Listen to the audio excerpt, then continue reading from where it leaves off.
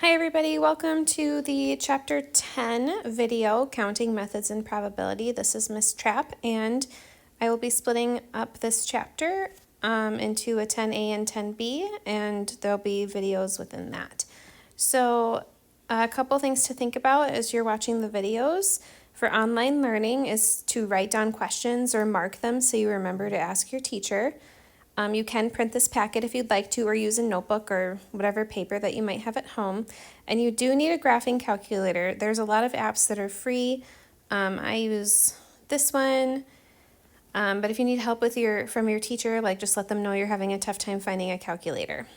Okay, so let's get started on 10.1, where we are going to apply the fundamental counting principle and count permutations. So this first video, we're just going to do the fundamental counting principle, and we usually abbreviate that just FCP. So let's look at this first example. It says you have 3 shirts that are red, green, and blue. You have 2 caps that are white and black. How many different shirt and cap outfits can you make? So let's think about this, just how maybe we would solve this without using the fundamental counting principle first. So you have 3 shirts. One is red, one is green, and one is blue. So from there, it says we have 2 caps that are white and black.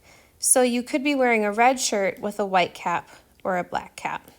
You could be wearing a green shirt with a white or black cap, or a blue shirt with white or black. So what that means is you have 1, 2, 3, 4, 5, 6 outfit combinations. But you could have taken the number of shirts you have, which is 3, and the number of caps or hats you have, which is 2, and multiply them together. That is the fundamental counting principle. So here it says for the next part, you bought 2 more caps, blue and green, and 2 more shirts that are white and black. How many different outfits can you make now?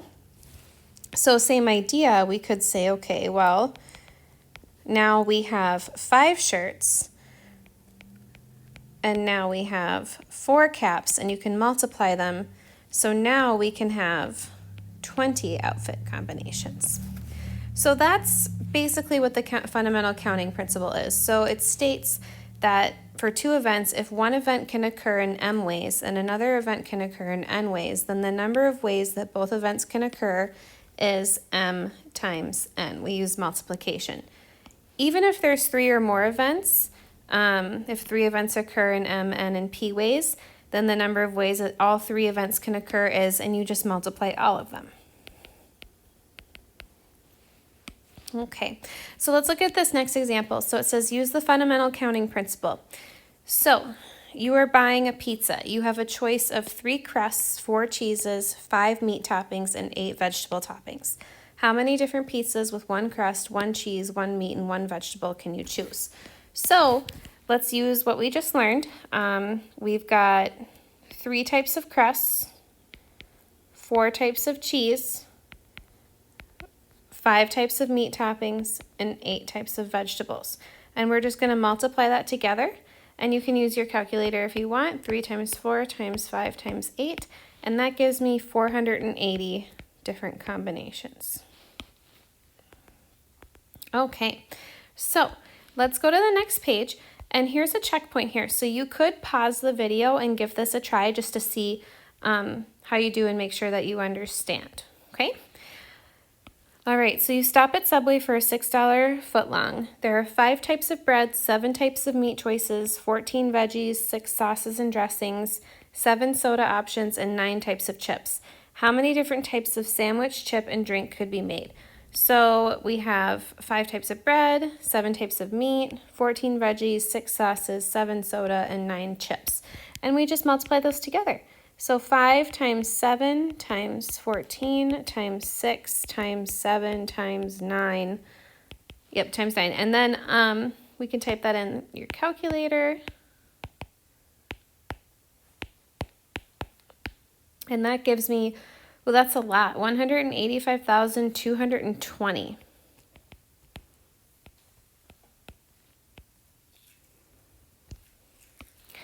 Okay, so now we're going to use the counting principle with repetition.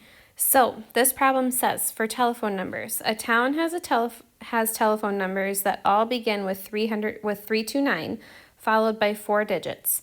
How many different phone numbers are possible if A, if the numbers can be repeated, and B, if numbers cannot be repeated? Okay, something important to think about before we start this problem is how many digits are there? So if you look at your phone, like how many numbers do you have to choose from? So you have 0, 1, 2, 3, 4, 5, 6, 7, 8, and 9. So that's 10 digits because we're also counting 0, remember. So let's look at part A. And this is where the numbers can be repeated if you look here in the directions.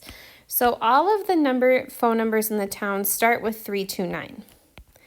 And then we need combinations. We need 4 different digits to go after that.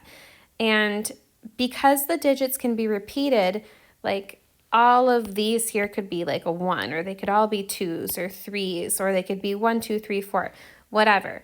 But regardless, we have 10 choices. So we can have 10 numbers to choose from each time. So that's where we just use multiplication of 10 times 10 times 10 times 10, and that is 10,000.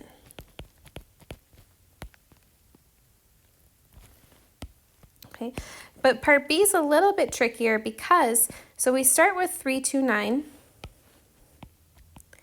and we need 4 more digits after that, but the numbers cannot be repeated. So let's look over here at our digit choices again, 0 through 9.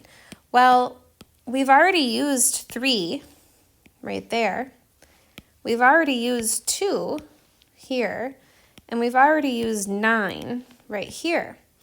So now how many choices do we have for the next digit? So let's count them. 1, 2, 3, 4, 5, 6, 7. So we only have 7 choices for the next digit. Then we would have 6 choices for the next one. Then we'd have 5 choices, and then we would have 4. And 7 times 6 times 5 times 4 is 840. Okay, so if you'd like to, go ahead and stop the video so you can try this checkpoint and see if you get it.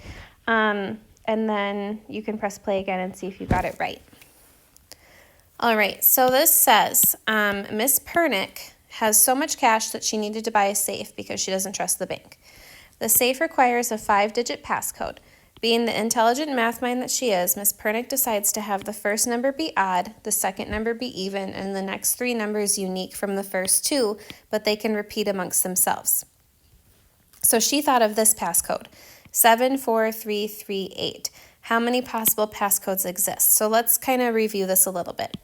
The first number can be odd of the 5-digit passcode.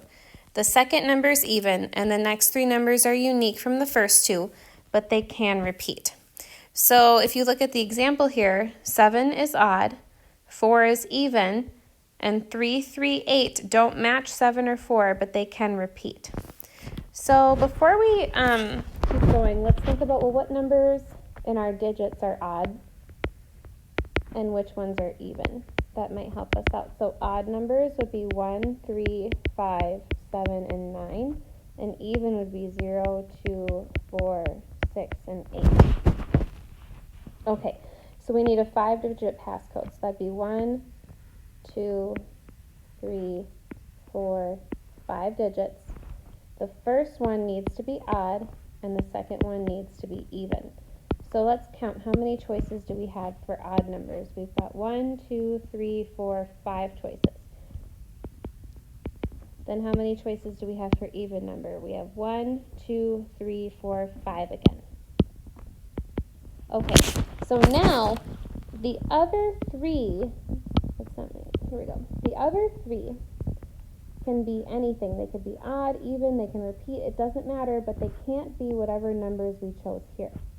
So now we have one less option from each. Okay. So let's count. We've got 1, 2, 3, 4, 5, 6, 7, 8 choices. Alright, and let's figure out what that is. 5 times 5 times 8 times 8 times 8 gives me 12,800 different combinations.